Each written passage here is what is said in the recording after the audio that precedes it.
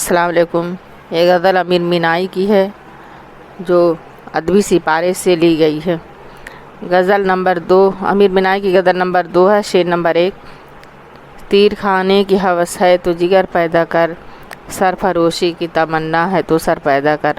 تشریح: معشوق کی نظر کو شاعری میں تیر کہا جاتا ہے، اس لیے شاعر کہتا ہے کہ اگر تو چاہتا ہے کہ معشوق کے سامنے آئے اور وہ تجھ پر مہربان ہو، یعنی شاعر کہتا ہے کہ اگر تو یہ پسند کرتا ہے، یہ چاہتا ہے کہ معشوق کی نظروں میں سرخرو ہو جائے، معشوق کے سامنے آئے اور وہ تجھے پسند کرے، تجھ پر مہربان ہو، تو اس کے لیے حوصلے کی ضرورت ہے۔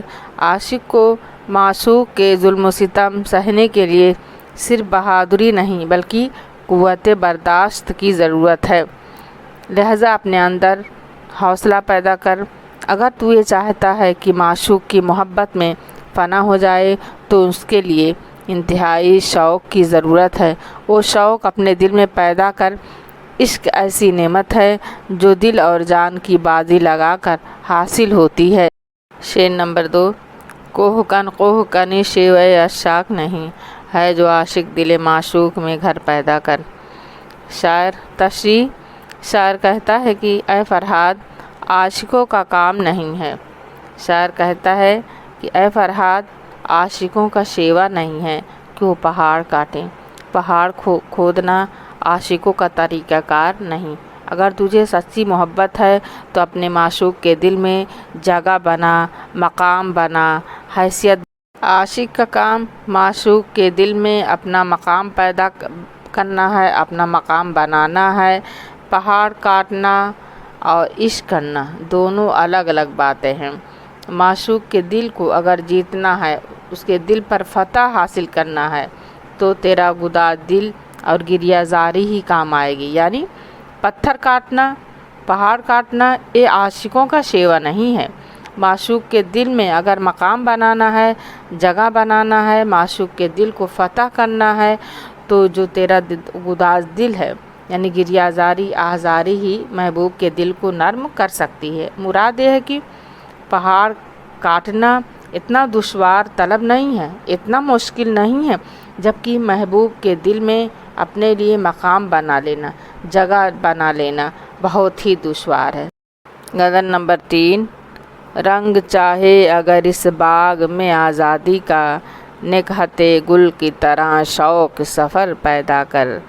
نکہت کے معنی ہوتا ہے خوشبو، سگندھ۔ گل کے معنی ہوتا ہے پھول، چونکہ پھول سب کو خوشبو دیتا ہے، اپنے خوشبو سے سب کو معطر کرتا ہے۔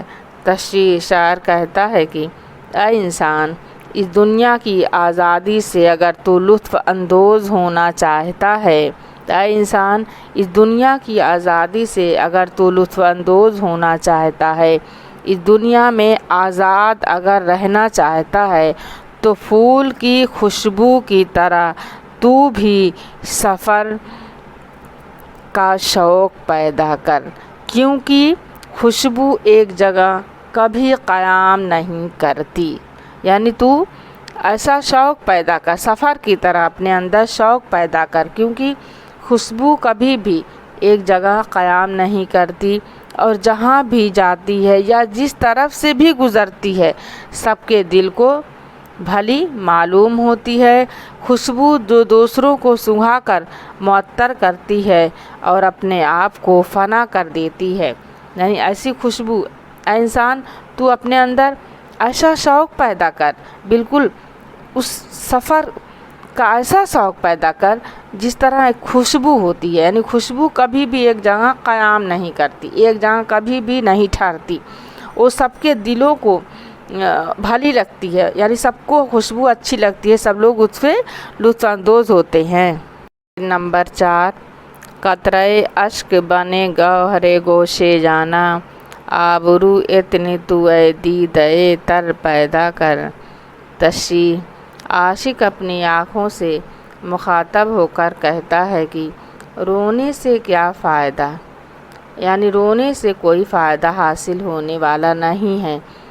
تو اپنے ان آنسوؤں کو موتی کی طرح قیمتی بنا اور اپنے اندر इज़्ज़त व अहमियत पैदा कर लोगी। जो तुम्हारे आँख से आंसू टपके वो महबूब के कानों में मोती की तरह लटक जाए, या तेरा महबूब तेरे इन आंसुओं के मोती को अपने कानों में बाली की जगह पुरो ले।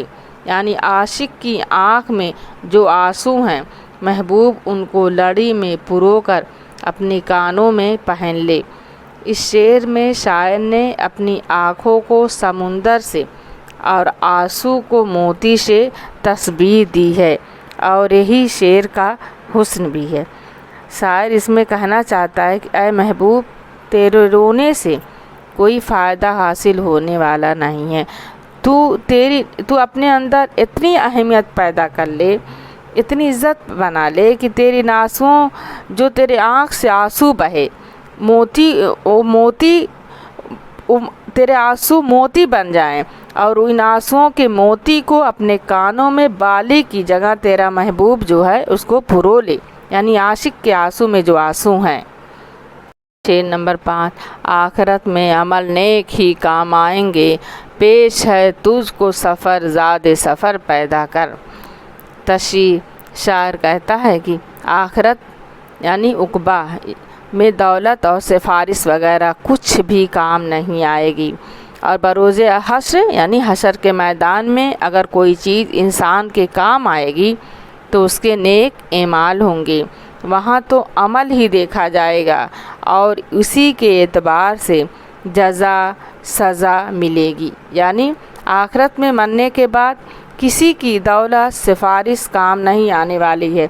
हशर के मैदान में जो लोग अच्छे काम करेंगे, नेक एमाल करेंगे, वही नेक एमाल जो है वही काम देगा। लिहाजा शायर कहता है कि अमल नेक यानी अच्छे काम आखिरत के सफ़र खर्च है। जिसके पास अच्छे कामों का सरमाया होगा, असासा होगा, वही मुश्किल सफ़र जो बरोज़ हश्र पुलसिरात का जो मैदान है उसको आसानी से वही लोग तय कर लेंगे। इसलिए हर इंसान को फ़िक्र आखिरत करनी चाहिए, आखिरत की फ़िक्र करनी चाहिए, ताकि उसकी लामहदूद ज़िंदगी कामयाब व कामरान बन सके।